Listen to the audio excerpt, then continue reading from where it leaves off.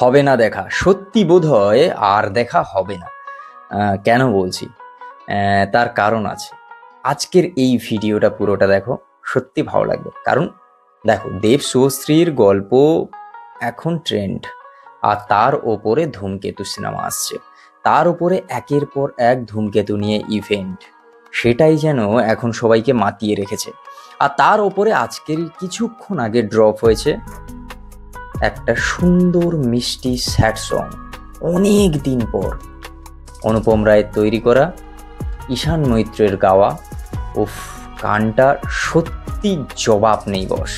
কি এমন ঘটেছিল একটা মানুষ ছদ্মবেশের আড়ালে, আগের গানে তার মায়ের সঙ্গে দেখা করতে যাওয়া, আড়ালে আবডালে থেকে তার মায়ের সঙ্গে নিজের স্মৃতিচারণ করা, সেই জিনিসগুলো আমরা দেখেছিলাম।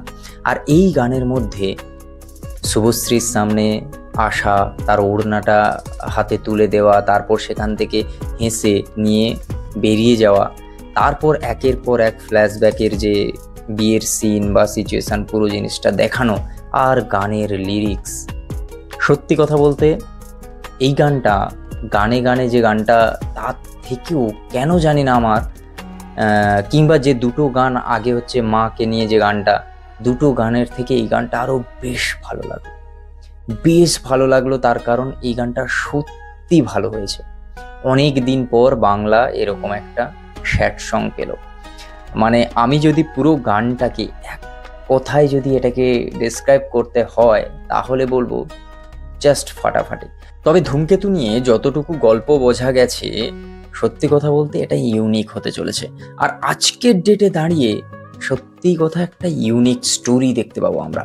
আর তার ওপরে এই সিনেমাটা দেখতে গেলে এখন থেকেই বোঝা যাচ্ছে যে ইমোশনাল তুমি হবেই, চোখের কোণায় জল আসবেই।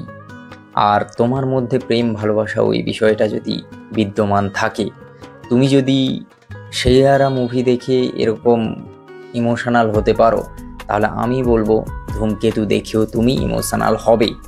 আর এই সিনেমার গান, গল্প, আর যে দেব শুভশ্রীর এতদিন পর সেই 2016 সালের মুভিটা রিলিজ, সেটা একটা ফ্যাক্টর তো কাজ করবেই।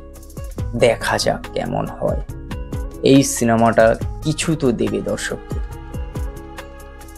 দেখার যে কেমন হয় সিনেমাটা।